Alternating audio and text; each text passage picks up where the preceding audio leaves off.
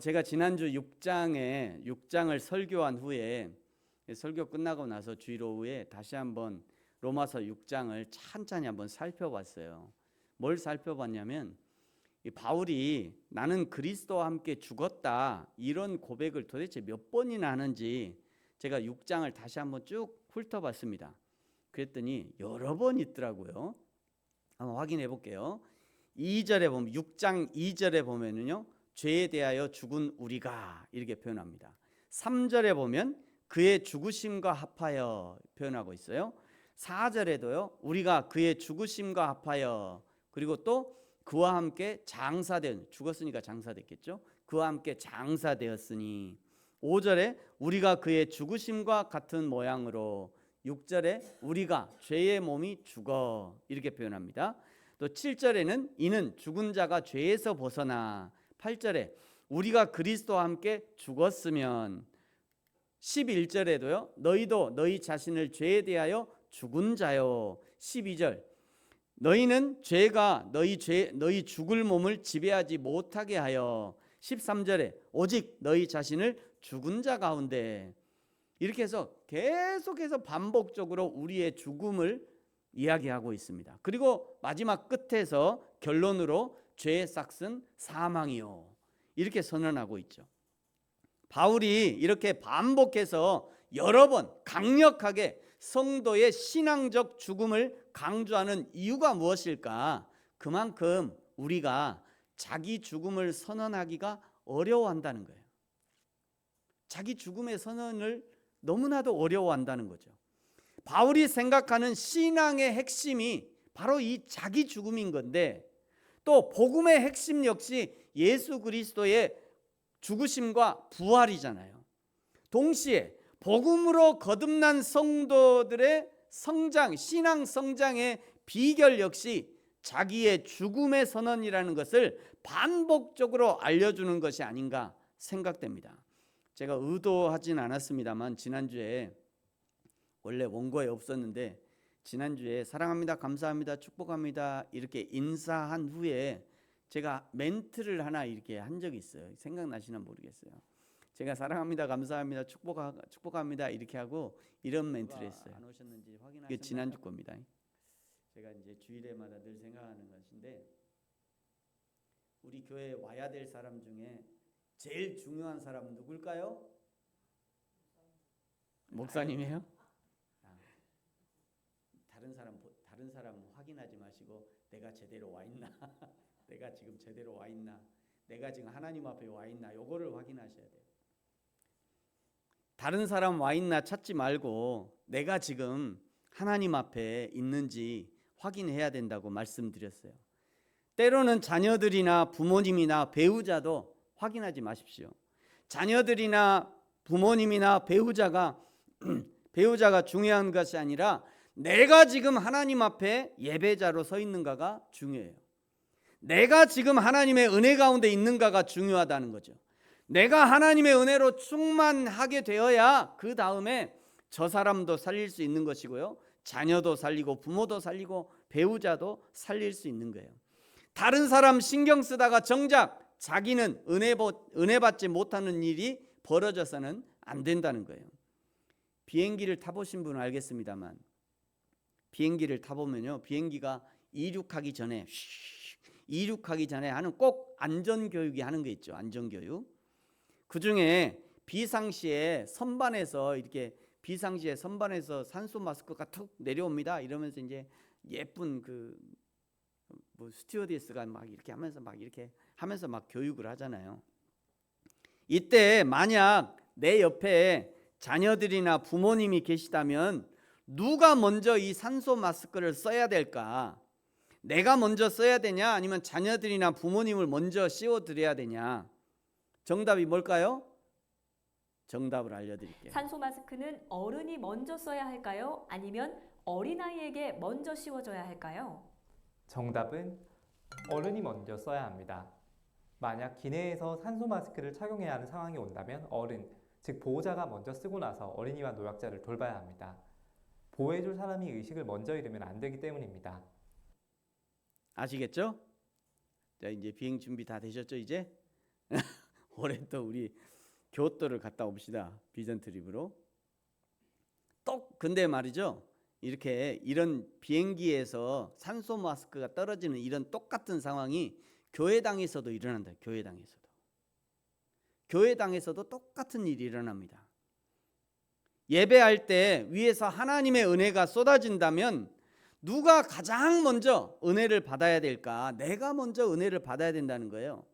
그래야 그 다음에 남편도 아내도 살릴 수 있고 자녀들도 살릴 수 있고 부모님도 살릴 수 있다는 거예요. 우리 남편, 우리 아내, 우리 새끼들, 우리 부모님 은혜 받기를 신경 쓰다가 정작 자기는 은혜 받지 못하고 자기가 쓰러져 버리면 이처럼 허망한 일이 없다는 거예요. 바울이 6장에서 줄기차게 신앙 안에서 우리가 죽었다는 것, 자기 죽음을 강조하는 이유는 신앙 안에서 내가 먼저 예수와 함께 죽고 예수와 함께 살아나는 이 신앙의 원리가 나에게 먼저 적용되어야 그 다음에 누군가를 살려낼 수 있기 때문입니다. 사랑하는 성도 여러분, 저 여러분에게 부탁드립니다. 여러분이 먼저 살아나십시오. 그런 거는 조금 이렇게 욕심을 부려도 돼요. 여러분 자신이 먼저 사셔야 돼요. 혹시 자녀들하고 같이 오면 야, 교회 가면은 나 신경 쓰게 하지 말아라. 나 교회 가면 딱 교회 들어가는 순간 너 신경 안 쓸 거니까 너도 너의 예배를 드려. 나도 나의 예배를 드릴 테니까. 너도 너의 하나님께 예배 드리고 나도 나의 하나님께 예배 드릴 거야. 정말 그런 마음으로 예배하면 좋을 것 같아요. 그런 마음으로. 내 신앙이 먼저 살아나야 그 다음에 내가 사랑하는 사람들을 살려낼 수 있는 거죠. 그리스도와 함께 죽고 그리스도와 함께 부활의 영광을 입은 그리스도의 사람들이 성화의 삶을 살아야 함을 6절에서 역설했다면 오늘 이제 7장에서는요. 그리스도인과 율법의 관계를 혼인 관계로 비유해서 설명합니다. 먼저 1절을 보시면요. 형제들아 내가 법 아는 자들에게 말하노니 너희는 그 법이 사람이 살 동안만 그를 주관하는 줄 알지 못하느냐? 그러면서 2절에 남편 있는 여인이 하면서 결혼 관계로 이제 설명하는 거예요. 남편이 살아 있으면 결혼이라는 법적 제도에 얽매이지만 그러나 남편이 죽으면 그 남편의 법, 결혼의 법에서 벗어난다는 거예요.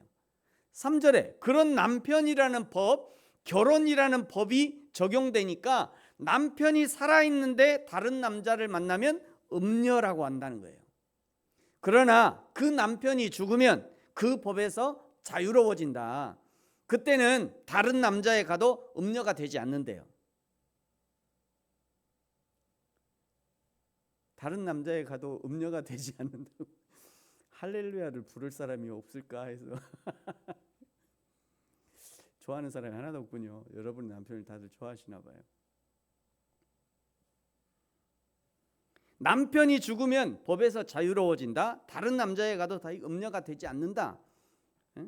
여기까지 설명하는 이유는 뭐냐면 율법을 전 남편, 죽은 남편으로 설명하는 것이고요. 우리 그리스도인은 그리스도의 신부인 거죠.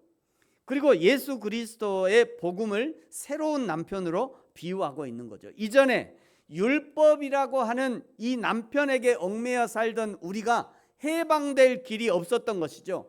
왜냐하면 율법이라는 남편이 살아있으니까 늘 율법이라는 남편에게 얽매여서 아무것도 할 수 없는 그런 상태였다는 거예요. 그런데 예수님이 복음이라는 이름으로 오셔서 그 율법이라는 남편의 요구를 십자가에서 완결, 청산하시고 신부된 여자를 대신해서 십자가에서 죽으신 거예요. 예수님이 죽어주신 겁니다. 왜 이렇게 설명할 수 있냐면요. 예수님이 십자가에서 다 이루었다 말씀하시기 때문이에요. 다 이루었다는 것은 예수님께서 죄의 형벌을 완전히 치르시고 율법의 모든 요구를 충족시키셨음을 의미하는 거죠. 예수님이 지옥 밑바닥까지 내려가셔서 완전한 죽음으로 그 모든 율법의 요구를 완수하시고 그리고 예수님이 살아나실 때 신부된 우리도 예수님과 함께 살아난 것으로 여겨야 한다라고 라고 6장 11절에서 말씀하셨습니다. 그러면 이제 이렇게 어떻게 해야 되느냐? 어떻게 해야 될까요? 우리를 살리신 복음이신 예수님께로 가야 한다라고 설명하는 것이 2절과 3절이에요. 다시 한번 2절 보십시오. 남편이 있는 여인이 그 남편 생전에는 법으로 그에게 매인받으나 만일 그 남편이 죽으면 남편의 법에서 벗어나느니라. 그러므로 만일 그 남편 생전에 다른 남자에 가면 음녀라. 그러나 만일 남편이 죽으면 그 법에서 자유롭게 되나니 다른 남자에게 갈지라도 음녀가 되지 않는다. 이제 예수님의 신부가 되어서 예수님과 함께 살아야 한다는 것이죠. 그것을 지금 설명하고 있는 거예요. 그것을 다시 또 4절에서 이렇게 설명합니다. 4절을 보세요. 그러므로 내 형제들아 너희도 그리스도의 몸으로 말미암아 율법에 대하여 죽임을 당하였으니 죽었던 우리를 예수님과 함께 살리신 이유가 뭐냐면 이는 다르니 곧 죽은 자 가운데서 살리시니 예수님을 얘기하는 거죠. 죽은 자 가운데서 살리시니 그 예수님에게 가서 우리가 하나님을 위하여 열매를 맺게 하기 위해서다. 원래는 우리는 어떤 사람이었냐면 육신으로 있을 때 죄의 정욕이 역사하여 사망의 열매를 맺었는데 6절 이제는 우리가 영의 새로운 것으로 섬길 것이래요. 여기 영의 새로운 것이란 이전에는 율법이라는 전 남편에게 얽매여 있었는데 이제는 내주하시는 성령의 법, 복음의 법으로 얻게 되는 새로운 생명과 능력을 영의 새로운 것이라고 표현하고 있는 거예요. 이전에는요 율법이라는 남편에게 얽매여서 율법이라고 하는 남편이 정해놓은 613가지의 그 안에서만 하고 그 안에서 하지 않는 그런 하거나 하지 말아야 될 할 일과 하지 말아야 될 딱 정해놓은 그 구획 안에서만 있었는데 이제는 성령 안에서 복음 안에서 그야말로 무한대의 자유를 누리는 것이죠. 무한대의 자유. 성령님의 인도하심 안에서 무엇이든지 가능하고 성령님의 능력을 무한대로 공급해 주시기 때문에 불가능한 일이 사라진다는 거예요. 불가능한 일이 사라져요. 하나님의 천국 열쇠를 우리에게 맡겨주셨으니까 하나님을 기쁘시게 하는 일들 무엇이든지 시행하는 것이 가능해졌다는 거예요. 성령의 능력으로 하나님의 영광을 돌리는 일들 그것이 무엇이든 가능하게 되었다는 거예요. 하나님의 영광을 드러내고 하나님의 마음에 동참하고 하나님과 함께 하나님의 일을 하는 그것이 무엇이든지 가능케 되었다는 거예요. 그래서 현대 선교의 아버지라고 불리는요 윌리엄 캐리가 이런 구호를 외쳤어요. 하나님으로부터 위대한 일을 기대하라. 하나님을 위해 위대한 일을 시도하라. 이 CCC에 가면 맨날 저거 막 부르짖거든요. CCC의 그 김중곤 목사님이 엄청 좋아했던 그런 선교 구호예요. 하나님을 위해 위대한 일을 기대하라. 하나님을 위해 위대한 일을 시도하라. 영어로 Expect great things from God. Attempt great things for God. 맞아, 은수?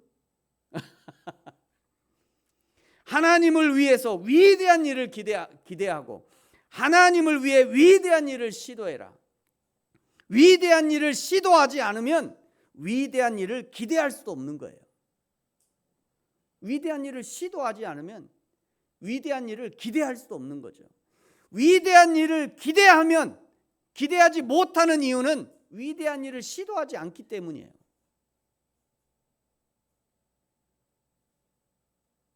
그렇잖아요. 위대한 일을 기대한다면 위대한 일을 시도해야 되는 거예요. 위대한 일을 시도하지 않으면 위대한 일을 기대할 수 없는 거죠. 사랑하는 성도 여러분, 저와 여러분이 하나님을 기대하심으로 하나님 앞에서 영의 새로운 것으로 위대한 일을 기대함으로 위대한 일을 시도할 수 있는 저와 여러분이 되어지기를 예수님의 이름으로 축복합니다. 예수님이 십자가에서 전 남편으로 비유했던 율법을 다 이루었다. 즉 율법의 사망 선고를 했지만 그럼에도 불구하고 율법이 여전히 유익하다고 7절에서 말씀해요. 7절을 보십시오. 그런즉 우리가 무슨 말을 하리요? 율법이 죄냐? 그럴 수 없느니라.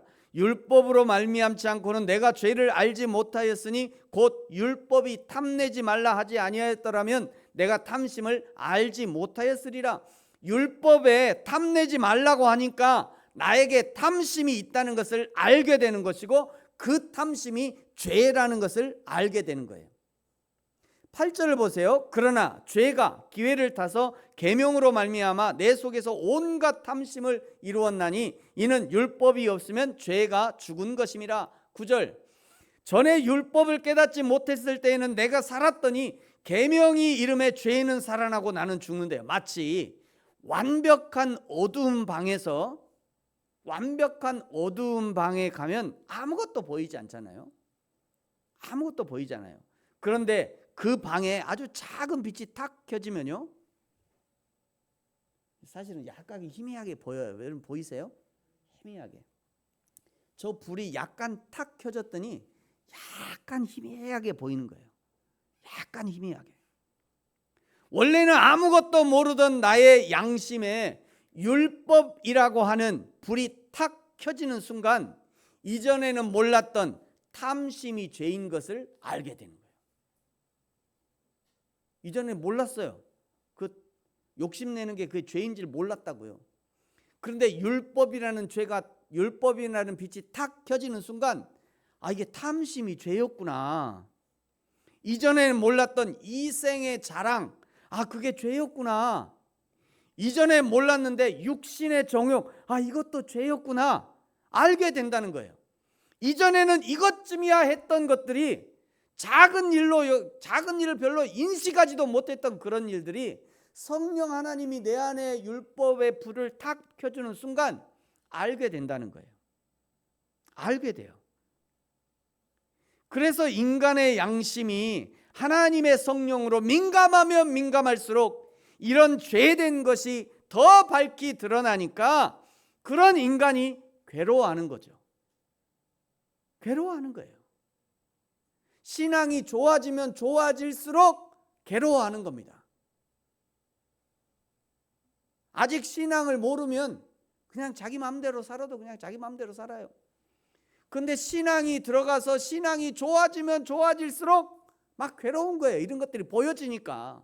예전에 몰랐어요. 캄캄할 때는 몰랐어. 아무것도 아닌 줄 알았어. 몰랐어. 그냥 이 정도야 뭐. 그런데 바르게 신앙이 들어가면 들어갈수록 더 괴로운 게 이런 내 속에 이런 것들이 보여지니까. 그래서요, 시인 윤동주가 서시에 이렇게 고백하잖아요. 죽는 날까지 하늘을 우러러 한 점 부끄러움이 없기를. 잎새에 이는 바람에도 나는 괴로워했대요. 잎새에 이는 바람에도. 누가 야 너 죄인이야 이렇게 얘기하지도 않아요. 야 너 그거 죄야 이렇게 얘기도 안 하는데 그냥 잎새에 있는 바람이 이렇게 지나가는데 그 바람 소리를 듣고도 내가 괴로워했다는 거예요. 와, 얼마나 내 안에 성령님이 하시는 그 말씀에 민감하면 그 바람 소리도 그냥 바람 소리에도 내가 괴로운 거죠. 그게 성령의 사람이라는 그런 의미인 거죠. 그게 하나님의 성령이, 진리의 성령이 내 안에서 내주하시니까 그런 죄된 생각이 바람에 스쳐도 괴로움을 느끼는 것이죠. 하나님의 성령이 괴로워하실 때 그 성령의 마음이 내 마음과 연결되어서 내가 괴로움을 느끼는 거예요. 여러분 9절이 바로 그런 의미입니다. 9절을 한번 다시 보십시오. 전에 율법을 깨닫지 못했을 때는 내가 살았더니 율법을 모를 때 내가 살아 있었어요. 그냥 아무것도 아니고 그거 아무것도 아닌 걸로 그냥 그렇게 살았단 말이에요. 그런데 하나님의 말씀, 하나님의 율법, 계명이 나에게 이름에 죄는 살아나고 나는 죽는데, 죄가 점점 보여지는 거예요. 내 삶 가운데 내 삶에 막 죄가 보여져. 그러니까 그냥 내가 막 죽을 지경인 거지. 그냥 양심의 불빛이 켜지니까 죄는 살아나고 나는 그 죄 아래 죽는 것이죠. 이런 구절을 10절과 11절이 이렇게 설명합니다. 생명에 이르게 할 그 계명이 내게 대하여 도리어 사망에 이르가는 것이 되었도다. 죄가 기회를 타서 계명으로 말미암아 나를 속이고 그것으로 나를 죽였는지라. 그래서 말씀하는 거예요. 12절 이로 보건대 율법은 거룩하고 계명도 거룩하고 의로우며 선하도다. 율법이란 모세의 율법 전체를 말하는 것이죠. 계명은 율법 안에 구분된 계명들을 말하는 거예요. 예를 들면 십계명 또는 환자의 정결 규례, 임산부의 정결 규례, 이런 것들이 계명에 속하는 거죠. 이런 율법과 계명은 거룩하고 의롭고 선하답니다. 하나님이 처음 이 율법과 계명들을 주실 때 그 의도는 하나님의 사람을 거룩하게 하고 의롭게 하기 위해서 주신 것이죠. 그런 율법과 계명이 있으니까 13절에 보면요, 끝에 보면 이는 계명으로 말미암아 죄로 심히 죄되게 함이라. 이것이 율법과 계명의 역할인 거죠. 그런데 14절 나는 육신에 속하여 죄 아래 팔렸대요. 나는 육신에 속하여 죄 아래 팔렸다. 이것이 인간의 실상인 거죠. 이것이 저와 여러분의 실상이에요. 우리는 육신에 속하여 죄 아래 죄의 노예로 팔린 거예요. 이제 죄 아래 팔려간 인간이 어떻게 행동하느냐? 15절부터 20절까지가 아주 정확하게 설명합니다. 죄 아래 인간이 어떻게 행동하는가? 15절부터 보십시오. 15절 내가 행하는 것을 내가 알지 못하였노니 곧 내가 원하는 것은 행하지 아니하고 도리어 미워하는 것을 행함이라. 죄 아래 팔려간 인간이 행동을 이렇게 한다는 거예요. 내가 원하는 것, 내가 알고 있는 그 하나님의 선, 그거는 행동하지 않고 도리어 미워하는 그것을 행한대요. 왜? 내가 죄 아래 팔렸으니까. 16절에 내가 원하지 아니하는 그것을 행하면 내가 이로써 율법이 선한 것을 시인하노니. 17절 이제는 그것을 행하는 자가 내가 아니요 내 속에 있는 죄니라. 깜짝이야. 그 내가 하는 게 아니라 내 속에 있는 죄가 나로 그렇게 행하게 한다는 거예요. 왜? 죄로 팔렸으니까. 죄의 노예가 돼버렸으니까. 18절 보세요. 내 속 곧 내 육신에 선한 것이 거하지 아니하는 줄을 아노니 원함은 내게 있으나 선을 행하는 것은 없노라. 19절 내가 원하는 바 선은 행하지 아니하고 도리어 원하지 아니하는 바 악을 행하는도다. 20절 만일 내가 원하지 아니하는 그것을 하면 이를 행하는 자는 내가 아니요 내 속에 거하는 죄니라. 그러면서 바울이 한 가지 법을 깨달았대요. 21절, 22절, 23절 우리 방금 읽었습니다만 21, 22, 23 같이 한번 읽겠습니다. 시작. 그러므로 내가 한 법을 깨달았노니 선을 행하기 원하는 나에게 악이 함께 있는 것이로다. 내 속 사람으로는 하나님의 법을 즐거워하되. 그렇죠? 맞는 말이죠. 내 속 사람은 하나님의 법을 즐거워하되. 23절 시작. 내 지체 속에서 한 다른 법이 내 마음의 법과 싸워 내 지체 속에 있는 죄의 법으로 나를 사로잡는 것을 보는도다. 그러니까 내 속에 막 끊임없는 막 싸움이 있는 거예요. 그게 얼마나 힘들겠어요. 그래서 사도 바울이 아주 이 미칠 것 같은 이 마음, 내 속에서 하나님의 법과 하나님의 그 법과 내 속에 있는 그 육신의 법이 계속 싸우는 그런 아주 미칠 것 같은 상황을 어떻게 표현하냐면 24절에 보세요. 오호라 나는 곤고한 사람이로다. 이 사망의 몸에서 누가 나를 건져내랴. 바울의 완전한 절망이죠. 내가 율법에 흠이 없는 완전한 사람이라고 자랑했고 가말리엘의 제자라고 자랑했고 구약을 가장 정확하게 알고 가장 많이 아는 학자라고 자랑을 했었는데, 그런데 정작 하나님의 진리의 성령이 내 안에 오시고 나서 그 진리의 성령의 진리의 불빛이 탁 밝혀주니까 나의 실상을 보게 되는 거예요. 우리말로 하면 하나님 앞에서 하나님 만나서 하나님의 은혜를 받게 되니까, 은혜 받고 나니까 그 은혜 받은 그 은혜로 나를 보니까 완전한 절망인 거예요. 나는 은혜 앞에서, 하나님의 은혜 앞에서 나를 보니 나는 완전한 절망인 거예요. 그래서 고백하는 거예요. 나는 곤고한 사람이었다. 나는 속과 겉이 완전히 다른 사람이었다. 나는 겉은 화려한데 속은 텅 빈 사람이었다. 나는 한 발짝 앞도 모르면서 영혼을 아는 사람처럼 행동했었구나. 나는 내 앞가림도 못하면서 다른 사람의 미래를 걱정하는 어처구니 없는 사람이었다. 나는 내려오는 산소 마스크도 안 쓰고 자신은 죽어가면서 내 옆 사람 자녀들 그냥 걱정하고 있는 이런 어처구니 없는 사람이었다. 잠시 후면 자기가 쓰러져 죽어가는 것을 그거 모르면서 옆에 있는 사람 걱정하고 있다는 거예요. 그래서 바울이 고백하는 거예요. 오호라, 나는 곤고한 사람이로다. 이 사망의 몸에서 누가 나를 건져내랴. 그리고 이 처절한 고백 끝에서 구원자가 되시는 예수님을 만나게 됩니다. 그것이 25절이에요. 우리 주 예수 그리스도로 말미암아 하나님께 감사하리로다. 아멘이죠. 여러분, 여기까지 가야 신앙이에요. 이 결론까지 가야 그것이 신앙입니다. 24절이 예수님과 함께 죽음을 선언하는 것이었다면 25절은 예수님과 함께 부활을 선언하는 것이죠.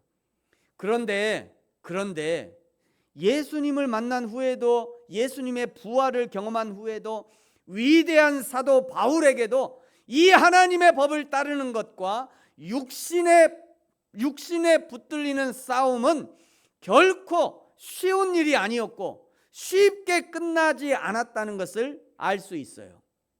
25절 이제 후반절에 보면 이렇게 얘기하죠. 그런즉 위에서는 이미 예수님 만났잖아요. 우리 주 예수 그리스도로 말미암아 하나님께 감사한다. 하나님의 부활을 지금 고백했어요. 그런데 그 다음에 바로 따라오잖아요. 그런즉 내 자신이 마음으로는 하나님의 법을, 육신으로는 죄의 법을 섬기느라.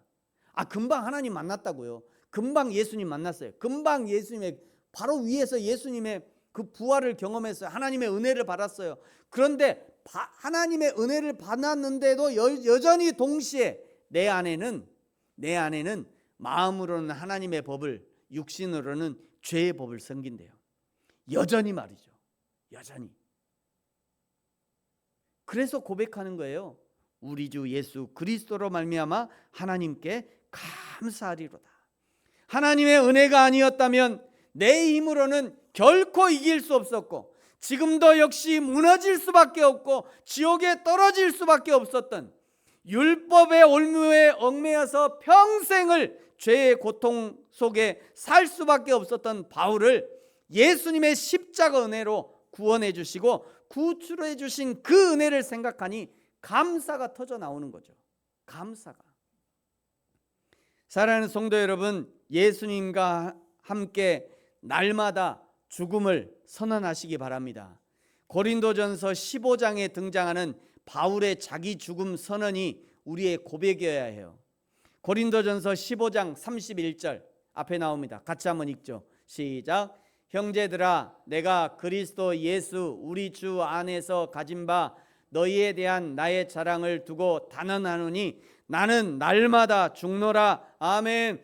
바울이 날마다 예수님과 함께 자신을 십자가에 못 박아 죽을 수 있었던 이유는 자신이 십자가에 날마다 죽으면 날마다 예수님과 함께 부활한다는 것을 알고 있었기 때문입니다.